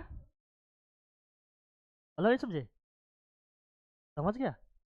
काट डालो चल। एक्स इक्वल टू क्या था विनोद बताओ? अरे 2t² प्लस 3t प्लस 4 था, ये x था हमारा। हमने निकाला dx/dt, ये हमारा v इंस्टेंटेनियस आ गया। कितना आया जरा बताना? 4t प्लस क्या आ गया 3, ये आ गया हमारा। हाँ, अब हम इसको कैसे कर सकते हैं, देखो कितने तरीके से कर सकते हैं ये समझना। तो आ गया था इंस्टेंटेनियस वेलोसिटी निकाल लिया ना। इंस्टेंटेनियस निकालना था, मैं निकाल लिया किस पे? एट टी इक्वल टू 5 पे।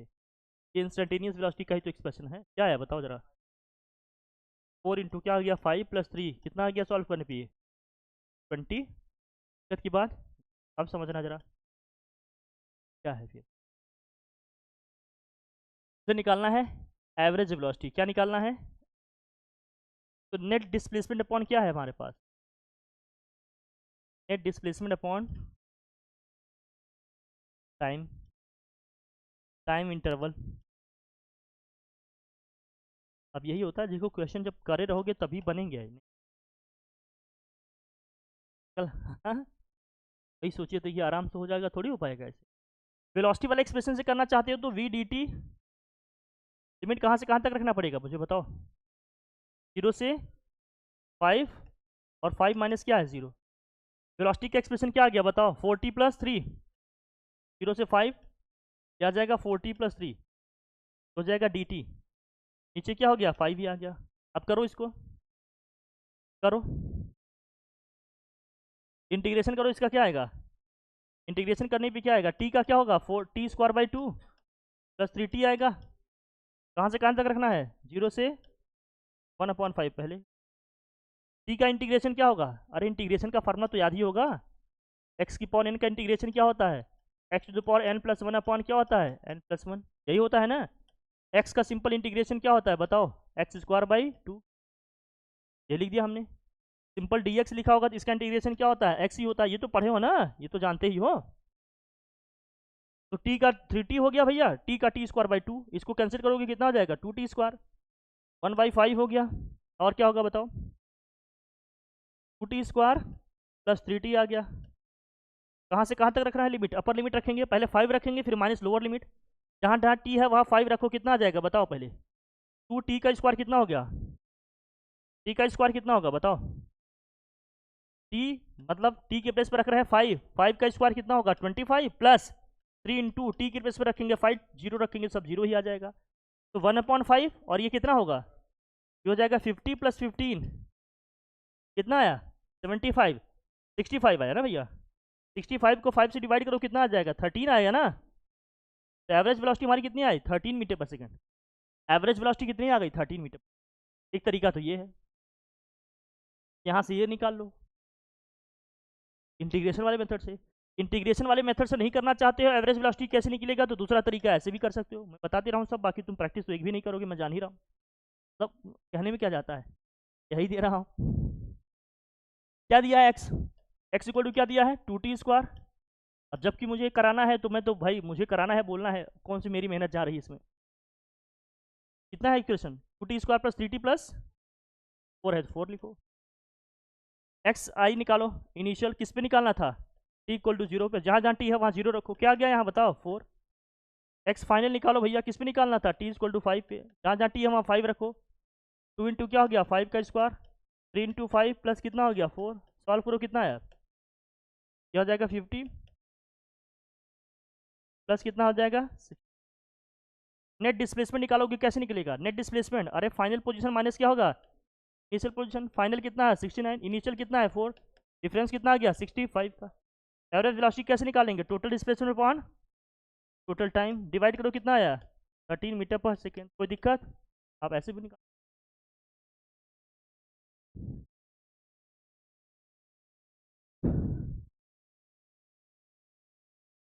वेलोसिटी की हम बात कर रहे हैं, इनिशियल पहले डिस्प्लेसमेंट की बात करते हैं। इनिशियल डिस्प्लेसमेंट कम निकलेगा, टाइम टी इक्वल टू क्या लिखोगे? 0। तो 0 से लेकर 5 सेकंड के बीच की बात हो रही है ना। 0 पे इनिशियल वाला आएगा, जहाँ जहाँ टी है 0 रखो, यहाँ भी 0 रखेंगे 0 हो जाएगा, यहाँ भी 0 रखेंगे 0 आ जाएगा 4। फाइनल किस पे निकालना है? टी इक्वल टू 5 पे, 5 रख दिया तो आ गया 69। नेट डिस्प्लेसमेंट निकालना है तो final position minus initial position. Final कितना है? 69, इनिशियल कितना है? 4, डिफरेंस कितने का आएगा? 65। तो नेट डिस्प्लेसमेंट आ गया 65 का, टोटल टाइम कितना लग रहा है 5, 65/5 डिवाइड कर लिया कितना आया 13 मीटर पर सेकेंड। तो दो मेथड बता दी मैंने। और यहाँ तक तो मैंने पहले भी क्या कराया था सब रिविजन वगैरह। ये तीसरी बार करा रहा हूँ, तीसरी बार है, ये तीसरी बार है, ये समझ लो। अभी तुम्हारे स्कूल में एक बार ढंग से नहीं कर पाए, ये तीसरी बार करा रहा हूँ, लेकिन तब भी वही है फंसे। प्रैक्टिस प्रैक्टिस ज़्यादा से ज़्यादा करो, मैं बार बार कह रहा हूँ। अगर चीज़ें अपनी ग्रिप में लाना चाह रहे हो तो सब लोग, बिना लॉलीपॉप वाली पढ़ाई चल रही सब खराब कर देगा तुम लोग को, जान लेना।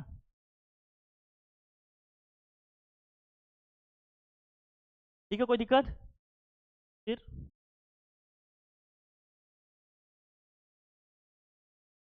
फिर आ जाओ एक्सेलेरेशन, एक्सेलेरेशन की बात करेंगे। हाँ बेटा, क्या करना चाह रहे हो तो बांगड़ू, क्या करना चाह रहे हो? हाँ,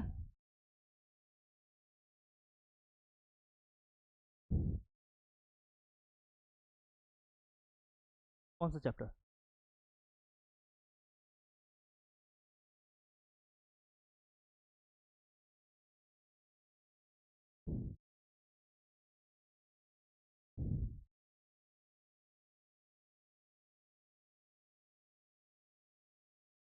एक्सेलरेशन, एक्सेलरेशन क्या होता है? The rate of change in velocity is called what? Acceleration. तो क्या कहते हैं हम लोग? वेक्टर क्वांटिटी है, इसको किससे डिनोट करेंगे? वेक्टर ए से। एक्सेलरेशन हमारा पॉजिटिव हो सकता है, नेगेटिव हो सकता है, और जीरो भी हो सकता है। हो सकता है क्या? स्पीड क्या होगी इसकी? Metre per second square, metre पर क्या होगी? फिर आता है average acceleration, instantaneous acceleration, uniform acceleration, non uniform acceleration. Average acceleration का मतलब क्या है? Change in velocity per unit time, वो है एवरेज एक्सेलरेशन। और इंस्टेंटेनियस एक्सेलरेशन का मतलब क्या है? Rate of change of velocity when delta t infinitesimally small, बहुत छोटा हो, मतलब किसी पर्टिकुलर मोमेंट पर्टिकुलर मोमेंट पे जो एक्सेलरेशन होगा उसको क्या बोलेंगे हम लोग? Instantaneous acceleration. फिर आता है यूनिफॉर्म और नॉन यूनिफॉर्म, इसको समझना जरूरी है। यूनिफॉर्म एक्सेलरेशन का मतलब क्या है? Magnitude and direction of the acceleration does not change with respect to what time? लगातार क्या है? कांस्टेंट है टाइम और मैग्नीट्यूड भी और डायरेक्शन भी। ऐसे एक्सेलरेशन को क्या बोलते हैं हम लोग? Uniform acceleration. मतलब ये क्या होगा इसमें? कांस्टेंट। ये क्या होगा इसमें? कांस्टेंट। अब यहाँ से ग्राफ का पूरा सिनेरियो बनेगा, यहाँ समझ, जिनको ये सब चीज़ें आएंगी वही ग्राफ समझ पाएंगे, बस की बात।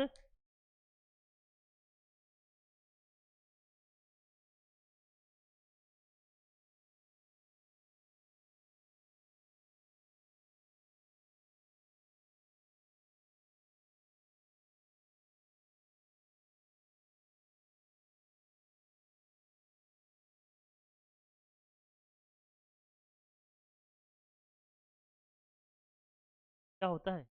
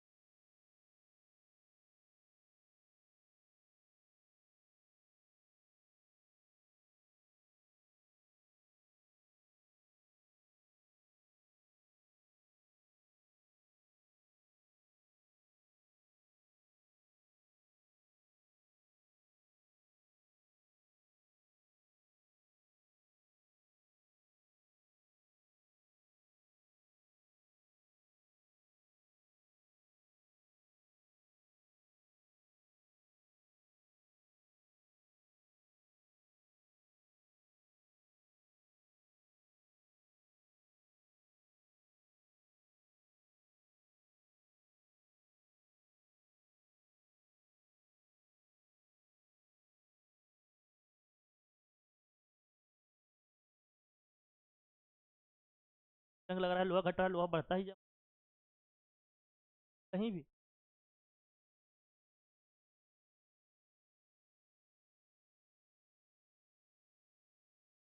तो फिलहाल फॉर्म एक्सेलरेशन का मतलब क्या है? मैग्नीट्यूड एंड डायरेक्शन दोनों टाइम के साथ क्या रहते हैं? रहेंगे। नॉन यूनिफॉर्म का मतलब क्या है? आइदर मैग्नीट्यूड और what direction of both. Non uniform acceleration का मतलब क्या होगा? या तो मैग्नीट्यूड या तो डायरेक्शन या तो दोनों ही चेंज होंगे टाइम के साथ, तो उसको हम क्या बोलेंगे? Non uniform acceleration. ग्राफ वगैरह थे हमने बात है। रिटार्डेशन का मतलब क्या है? Negative acceleration. नेगेटिव रिटार्डेशन का मतलब क्या होता है? Negative acceleration. जब टाइम के साथ वेलोसिटी हमारी डिक्रीज है तो हम क्या कहते हैं? हमारा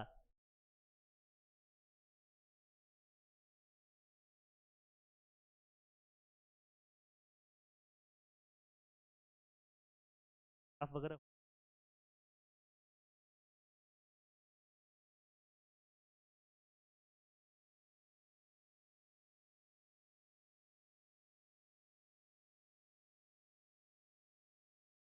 ग्राफ आज ही बता दें।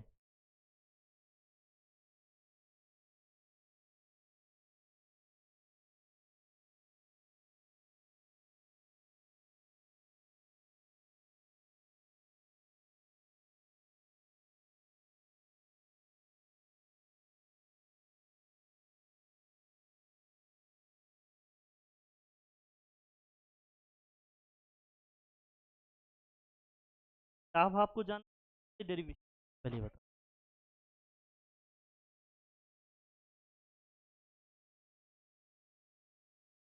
ग्राफ ग्राफ को समझना बता दूं अभी कि इसको नए नई एनर्जी के साथ लें, नए क्लास में ले। है एनर्जी। ग्राफ समझो। ग्राफ समझो भैया। पोजीशन टाइम ग्राफ, फिर velocity time graph, acceleration time graph, यही पढ़ना है अपने को। मेन तीन है। कौन कौन से? Position time graph, velocity time graph, और क्या पढ़ना है? Acceleration time graph. ये तीन पढ़ने हैं। ठीक है। इन तीन में क्या क्या वेराइटीज़ हैं पहले इनको समझना। देखो अब देख रहे हैं पोजीशन टाइम ग्राफ। क्या देख रहे हैं? ध्यान समझना इसको, क्योंकि मैं बार बार क्या रहा हूँ, अगर समझ गए तो ठीक है, नहीं समझे तो भी ठीक है मेरे एंगल से, बाकी आपके एंगल से तो आए तभी ठीक। पोजीशन टाइम ग्राफ पहला क्या है? जब बॉडी रेस्ट पे है। अगर बॉडी रेस्ट पे है तो उसकी पोजीशन टाइम के साथ चेंज होगी क्या? बॉडी एट रेस्ट, और क्या दिया है? यूनिफॉर्म मोशन में है बॉडी। तो केसेस हैं, बॉडी यूनिफॉर्म मोशन में है, दूसरा क्या है? Body at rest. जब बॉडी रेस्ट पे होगी तो क्या होगा? बॉडी यूनिफॉर्म मोशन में है तो क्या होगा, जरा ध्यान रखना। जब बॉडी एट रेस्ट होगी, body at rest, body at rest, body rest पे है। समझना अच्छे से इसको भैया, जनाब, समझना इसको। बॉडी एट रेस्ट, जब बॉडी रेस्ट पे होगी तो पोजीशन टाइम ग्राफ ये कुछ ऐसे आएगा। यहाँ पर जो भी वैल्यू होगी, सपोज करो एक्स नॉट होगी, टाइम कितना भी बढ़ जाए, क्या बढ़ रहा है घट रहा है? क्या नहीं। इसका मतलब क्या है? पोजीशन फिक्स है इसकी। तब बॉडी इसका मतलब क्या है? रेस्ट पे। लेकिन ये पोजीशन है, ध्यान रखना, एक्स, और ये क्या है? टाइम। पोजीशन में कोई चेंज नहीं आ रहा है टाइम के साथ, इसका मतलब क्या है? बॉडी। दूसरा क्या है? बॉडी यूनिफॉर्म मोशन में है। किसमें है भैया? यूनिफॉर्म।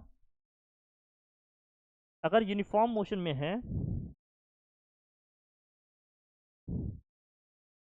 अगर यूनिफॉर्म मोशन में है, ये दो पॉसिबिलिटी हो सकता है। कि तो ग्राफ ऐसा हो, एक तो ऐसा हो सकता है, दूसरा ग्राफ हमारा ऐसे हो, ये ऐसे भी हो।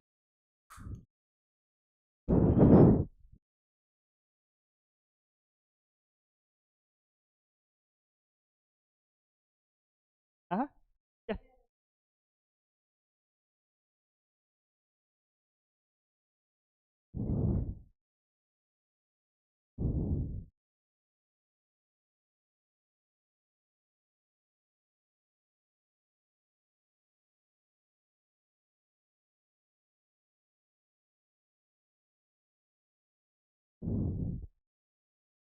हम्म?